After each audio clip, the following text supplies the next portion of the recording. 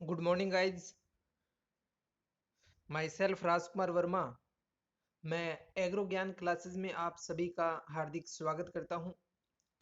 जय जवान जय किसान। तो स्टूडेंट्स, हमारा जो एग्रीकल्चर का टॉपिक चल रहा था वो था वेदर एंड क्लाइमेट। जो मैंने आपको बताया था कि जेट और आईसीआर में जितना आपका वेदर और क्लाइमेट से रिलेटेड है वो दो वीडियो के अंदर अपने कंप्लीट कर लिया था। इसके बाद में इससे संबंधित एक टॉपिक और बचता है जो है मानसून, जो हम नेक्स्ट वीडियो के अंदर करेंगे। उससे पहले अपने वेदर, क्लाइमेट और रिवोल्यूशन ये तीन पॉइंट क्लियर हुए थे। इन तीनों पॉइंट्स के अपने सबसे पहले एमसीक्यू मल्टीपल चॉइस क्वेश्चन, मौसम और जलवायु के जो महत्वपूर्ण क्वेश्चन माने जाते हैं उनके ऊपर आज हमें डिस्कस करेंगे। तो इस वीडियो के ऊपर ध्यान देना स्टूडेंट्स, किस टाइप के जेट, बीएचयू और आईसीआर में क्वेश्चन आते हैं। जैसे अपने सबसे पहला टॉपिक चल रहा है वेदर और क्लाइमेट का, उससे रिलेटेड। और ये वो क्वेश्चन है जो बार बार जेट और बीएचयू और आईसीआर में क्वेश्चन पूछे गए हैं। तो आपको पता चलेगा यहाँ से कि किस टाइप के क्वेश्चन आते हैं। इससे पहले जो स्टूडेंट्स न्यू है वो इस यूट्यूब चैनल को सब्सक्राइब कीजिए, ताकि जैसे ही कोई न्यू वीडियो अपलोड होगा तो आपके पास में नोटिफिकेशन पहुंच सके। एग्रो ज्ञान क्लासेस एकमात्र ऐसी क्लासेस हैं जहां पर आप सभी को एग्रीकल्चर के अलावा बायोलॉजी और केमिस्ट्री की भी रेगुलर क्लासें मिलेगी। क्योंकि अभी जेट के जो पेपर होना है उसमें काफ़ी टाइम बचा है, लेकिन स्टूडेंट्स की डिमांड भी है कि सर केमिस्ट्री की क्लास स्टार्ट की जाए, और जल्दी केमिस्ट्री की क्लास भी स्टार्ट हो जाएगी। तो अपने कंटिन्यू चलते हैं। हमारा सबसे पहला क्वेश्चन है वो है कि मेट्रोलॉजी किस भाषा से संबंधित है। मेट्रोलॉजी किस भाषा से संबंधित है। तो मैंने आपको बताया था कि जिस शब्द के लास्ट में वाई लगा होता है, जिस शब्द के लास्ट में वाई लगा होता है वो कौन सी भाषा का शब्द होता है? ग्रीक भाषा का। तो मेट्रोलॉजी किस भाषा से संबंधित है? ग्रीक भाषा से संबंधित। इसके अलावा अगर बात करें लेटिन, तो जिस शब्द के लास्ट में कल्चर होता है वो कौन सी भाषा का शब्द होगा? लेटिन भाषा का शब्द होगा। अरबी से संबंधित करें तो अपनी मानसून शब्द है वो कौन सी भाषा का शब्द है? अरबी का। और रोमन का भी मैंने आपको बताया था, जैसे कि सीरियल्स, अनाज, कौन सी भाषा का शब्द है? रोमन का। नेक्स्ट क्वेश्चन है, एक चीज और ध्यान रखना स्टूडेंट्स, अपने को ये नहीं है कि क्वेश्चन पढ़ लिया उसके बाद में उसका आंसर दे दिया। यहाँ पर अपने को ऑब्जेक्टिव टाइप तैयारी करनी है, एमसीक्यू, जिसके आधार पर अपने को ये पता चलेगा कि किस प्रकार से प्रश्न आएंगे और किस प्रकार से अपने को हल करना है। तो जो चार आंसर दिए गए आपको उन चारों आंसरों का यहाँ पर जवाब देना है कि जैसे मैंने ऊपर बताया है लेटिन कौन कौन से होंगे, ग्रीक कौन कौन से होंगे, क्योंकि इससे अपने जो पुरानी चीजें होती है वो रिवाइज हो जाती है। सेकंड क्वेश्चन है इसके बाद में, भारतीय मौसम विज्ञान आईएमडी, इंडियन मेट्रोलॉजिकल डिपार्टमेंट, भारतीय मौसम विज्ञान जिसको बोलते हैं हम, का मुख्यालय कहाँ पर स्थित है? तो सबसे पहले मैंने वीडियो के अंदर, जिस स्टूडेंट्स ने वीडियो देखे हैं वो आसानी से आंसर कर सकता है। आईएमडी मैंने इसकी ट्रिक बताई थी। एम बीच में है, एम, एम से अपने क्या करेंगे? महाराष्ट्र। और महाराष्ट्र यहाँ पर अपने को एक ही शब्द दिखाई दे रहा है, वो कौन सा है? पुणे, जो महाराष्ट्र में स्थित है, जिसकी स्थापना हुई थी 1875 में। तीन सेंटर बताए थे मैंने आपको। WMO जो कि जिनेवा स्विट्जरलैंड में है।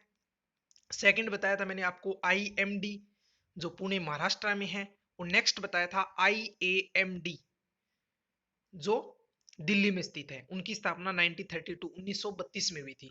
इसके अलावा सेकंड आंसर है यहाँ पर नागपुर। नागपुर में सबसे ज्यादा संतरा का प्रोडक्शन होता है। इसके बाद में जैसे दिल्ली से संबंधित IARI, ICR, इनके सेंटर भी दिल्ली में है। बीकानेर एरिड सेंटर, शुष्क क्षेत्र माना जाता है, वो बीकानेर का माना जाता है। खजूर अनुसंधान संस्थान बीकानेर में स्थित है।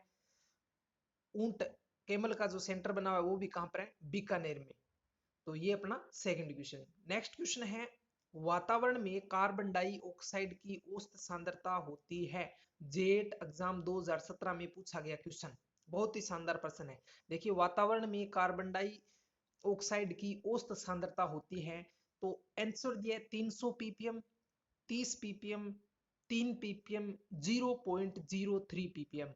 अब स्टूडेंट्स की गलती क्या होती है कि अपने याद रहता है 0.03, तो क्या करेंगे यहाँ पर 4 नंबर आंसर, लेकिन जैसे ही अपने 4 नंबर करते हैं तो ये हमारा क्वेश्चन क्या हो जाता है, रॉन्ग, क्योंकि परसेंटेज में 0.03 होता है और पीपीएम के अंदर जब इसको कन्वर्ट करते हैं तो 300 पीपीएम होगा, जो कि राइट आंसर क्या रहेगा अपना फर्स्ट, 300 पीपीएम।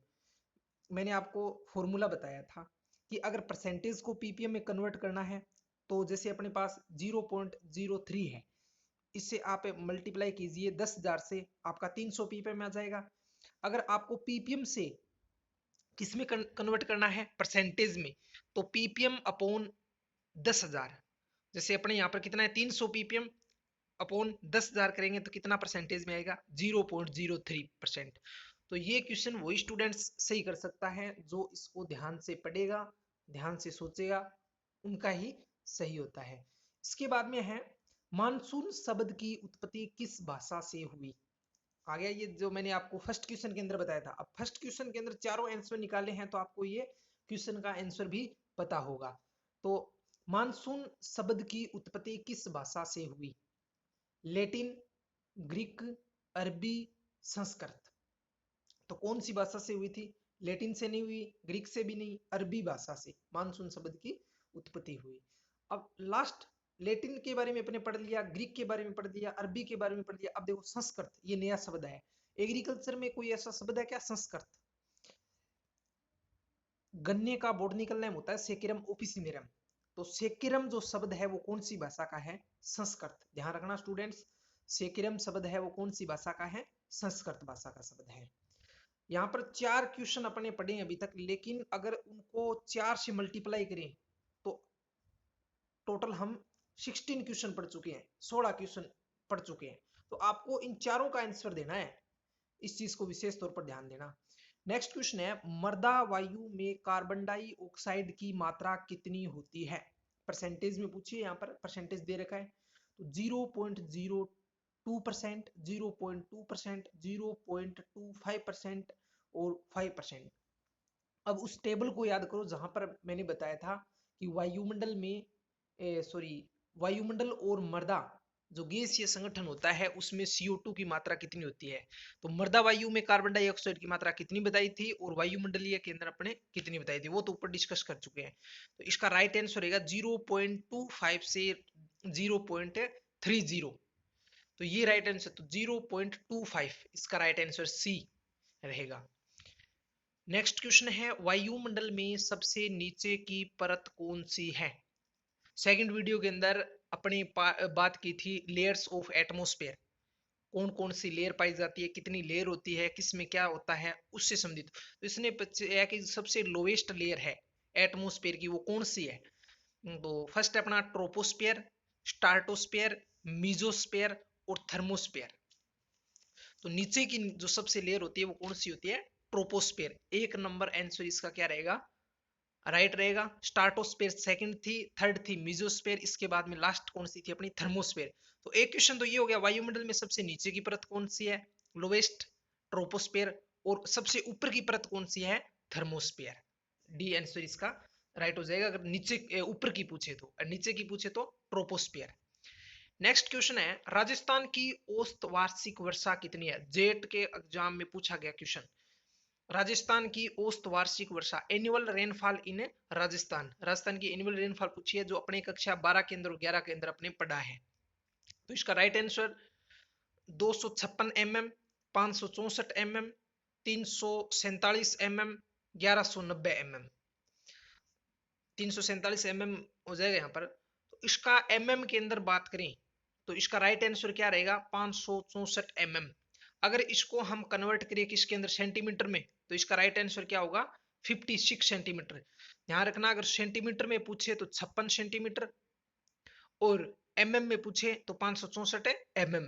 इसके अलावा 4 नंबर आंसर दे रखा है इसने 1190 mm।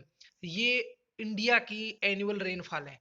अगर यहाँ पर क्वेश्चन पूछ लिया जाए कि यही आंसर है भारत की औसत वार्षिक वर्षा कितनी है, तो इसका राइट आंसर होगा 1190 mm। इसको जब हम सेंटीमीटर में कन्वर्ट करेंगे तो 119 सेंटीमीटर हो जाएगा। नेक्स्ट क्वेश्चन है, राजस्थान का स्थापना दिवस कब बनाया जाता है?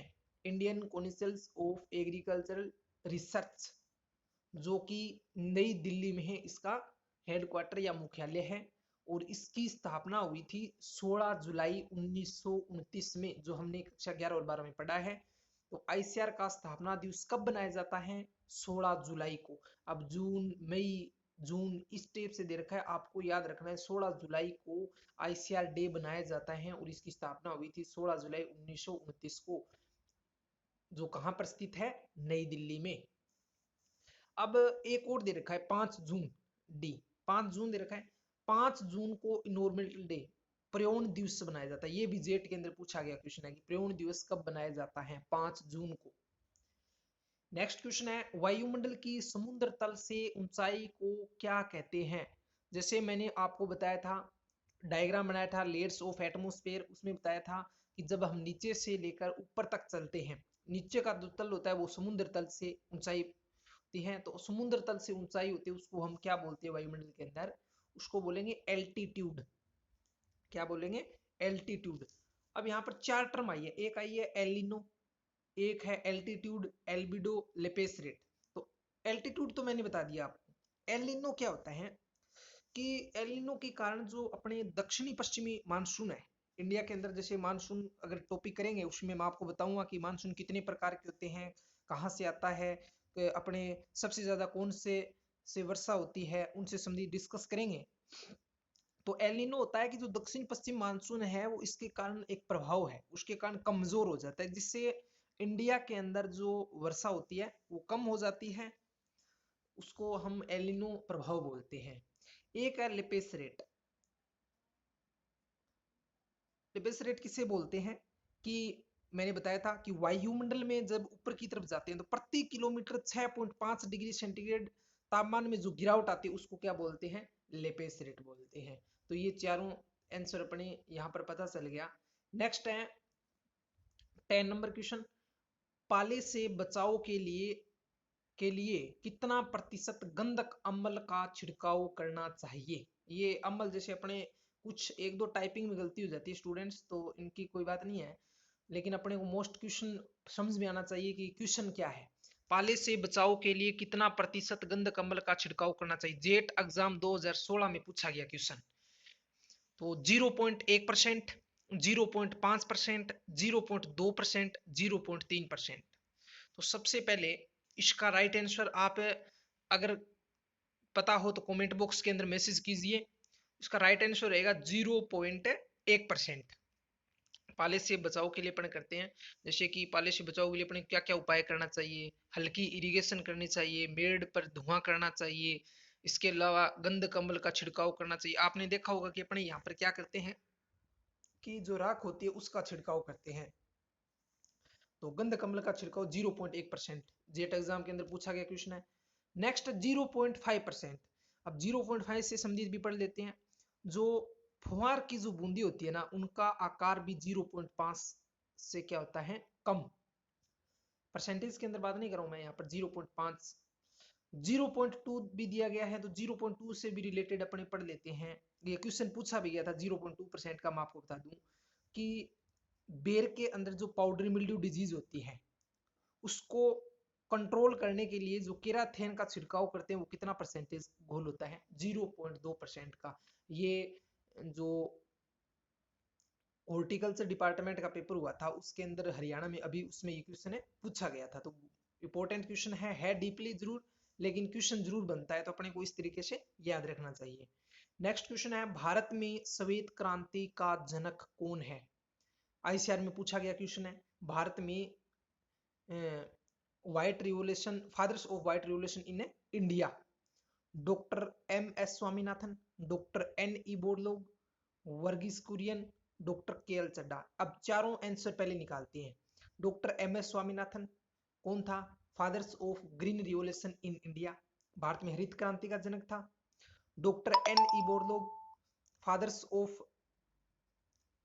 ग्रीन रिवोल्यूशन इन वर्ल्ड, विश्व में हरित क्रांति का जनक।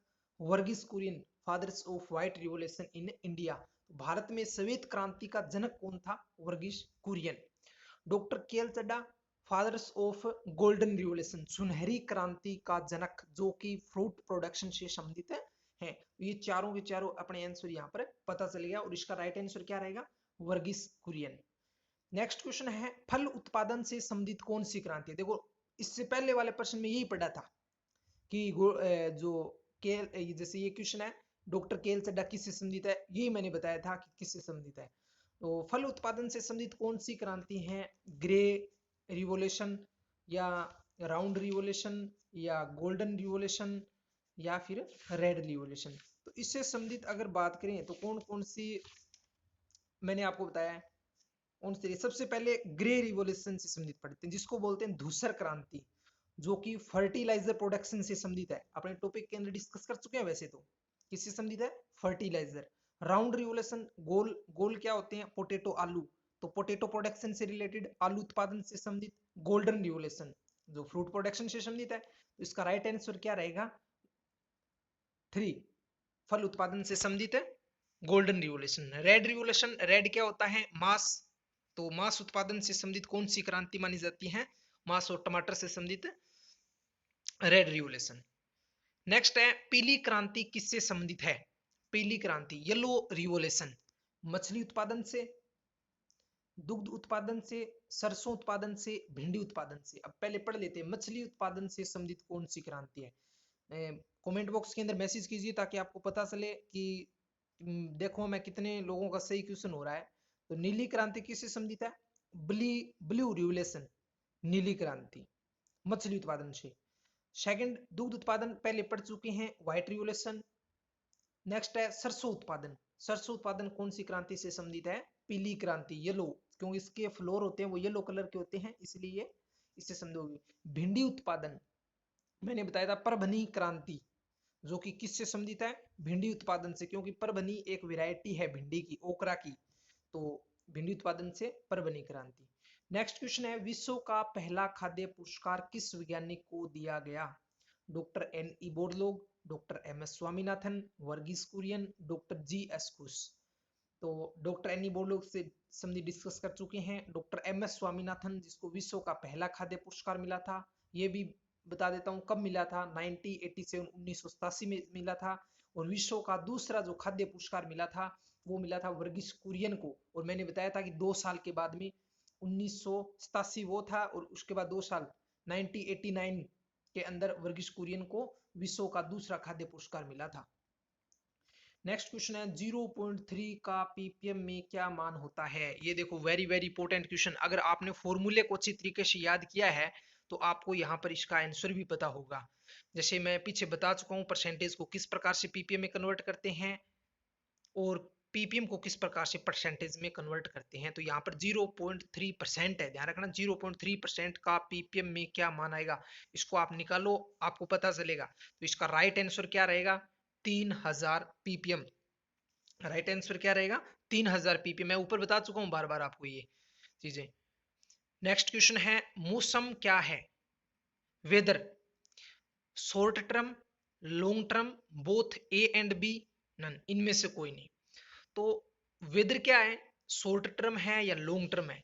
जैसे मैंने आपको बताया था मौसम के अंदर कि मौसम एक अल्पकालीन, शॉर्ट टर्म को बोलते हैं अल्पकालीन, लॉन्ग टर्म को बोलते हैं दीर्घकालीन, बोथ हो गया ए या बी दोनों। तो मौसम है वो अल्पकालीन माना जाता है, एक छोटे समय के लिए, एक दिन का हो सकता है, एक सप्ताह का हो सकता है, एक महीने का हो सकता है। तो वो क्या होगी? एक शॉर्ट टर्म होगी। तो ये क्वेश्चन भी इंपॉर्टेंट क्वेश्चन है। लॉन्ग टर्म, जलवायु क्या है लॉन्ग टर्म? क्योंकि वो लंबे समय के बाद में चेंज होती है। और वेदर क्या है? जैसे आज सुबह का मौसम कैसा रहा है, शाम का मौसम क्या रहेगा, दोपहर का क्या रहेगा, तो वो एक शॉर्ट टर्म हो गया। तो इसका राइट आंसर क्या रहेगा? Short term. नेक्स्ट है सूर्य से आने वाली पराबैंगनी किरणों से कौन सा मंडल रक्षा करता है? जो सूर्य से अल्ट्रावायलेट रे आती है उनसे कौन सा लेयर है जो रक्षा करेगी उसकी? ट्रोपोस्फेयर, मेसोस्फेयर, ओजोन लेयर, इनमें से कोई नहीं। तो इसका राइट आंसर क्या रहेगा? Ozone layer. नेक्स्ट क्वेश्चन है काजरी कहाँ पर स्थित है? इस बार बोर्ड एग्जाम में पूछा गया क्वेश्चन इसके अलावा जेट 2014 में पूछा गया क्वेश्चन, बार बार क्वेश्चन पूछे जाते हैं क्योंकि राजस्थान के अंदर अगर बात करें तो ये ज्यादा मोस्ट में आते हैं ये सेंटर, जैसे काजरी हो गया, आफरी हो गया, बीकानेर में केम्बल का हो गया। इस प्रकार से 5-7 सेंटर है जो इम्पोर्टेंट हैं। तो काजरी कहाँ पर है, इसके अंदर ही आंसर इसका छिपा हुआ है। जैसे काजरी, जय जय से होगा जोधपुर, तो इसका राइट आंसर क्या रहेगा, जोधपुर। इसके अलावा बीकानेर के अंदर मैंने आपको बता दिया कौन कौन से सेंटर बने हुए हैं। आगे हम सेंटर से संबंधित डिस्कस करेंगे तब पूरा व्यू नोट दे देंगे। दिल्ली, जयपुर। भारत में औसत वार्षिक वर्षा कितनी होती है, ऊपर हम पढ़ के आ चुके हैं। 119 centimetre, 1190 mm, both A and B 575 mm। तो मैंने बताया था कि mm के अंदर अगर बात करें तो 1190 mm होगा, और इसी को जब सेंटीमीटर में कन्वर्ट करते हैं तो 119 सेंटीमीटर। तो इसका राइट आंसर क्या रहेगा, बोथ ए एंड बी। इसके बाद में अपना लास्ट क्वेश्चन है, वायुमंडल की कौन सी परत में मौसम संबंधित सभी घटनाएं घटित होती हैं। ये भी इंपॉर्टेंट क्वेश्चन है, जो एटमॉस्फेयर में जितनी भी घटनाएं होती हैं वो कौन सी लेयर में होती हैं। ये आपको बताया था मैंने सबसे पहले कि जैसे 4 लेयर होती हैं, troposphere, stratosphere, mesosphere, thermosphere. Troposphere होती है 8 से 18, स्ट्राटोस्फेयर होती है 18 से 50 किलोमीटर, और मीजोस्फेयर होती है 50 से 80 किलोमीटर, और थर्मोस्फेयर होती है 80 से लेकर के 1600 किलोमीटर तक। ये 4 लेयर मोस्ट अपनी पाई जाती है। इसके अलावा ओजोन लेयर भी पाई जाती है जो अल्ट्रा वायलेट से अपने हानिकारक प्रभाव को रोकती है। तो वायुमंडल के अंदर कौन सी, जैसे कि मौसम संबंधी, जैसे वर्षा हो गई, ओला का बनना, ओस का गिरना, ये सारी घटनाएं किस कौन सी लेयर के अंदर बनती है, ट्रोपोस्फेयर में बनती है। इसका राइट आंसर क्या रहेगा, ट्रोपोस्फेयर। तो ये अपने मौसम, जलवायु और क्रांतियों से संबंधित 3 जो अपने पॉइंट पढ़े थे, उन तीनों पॉइंटों के टॉपिक पढ़े थे, उन तीनों टॉपिकों के मोस्ट इंपोर्टेंट क्वेश्चन है, और इसमें बार बार क्वेश्चन भी पूछे भी जाते हैं। और किसी भी प्रकार की प्रॉब्लम आती है तो स्टूडेंट्स कमेंट बॉक्स के अंदर मैसेज जरूर कीजिए, और इसके अलावा ज़्यादा से ज़्यादा वीडियो को शेयर कीजिए ताकि हम सही समय पर, टाइम पर आपको वीडियो उपलब्ध कराते रहें, और आपके पास में नोटिफिकेशन के जरिए पहुंच के। और बायोलॉजी, एग्रीकल्चर की क्लासेस, केमिस्ट्री की क्लासेस भी रेगुलर चल रही हैं, उनको भी हम कंटिन्यू रखेंगे। तो एग्रो ज्ञान क्लासेस की तरफ से थैंक्स।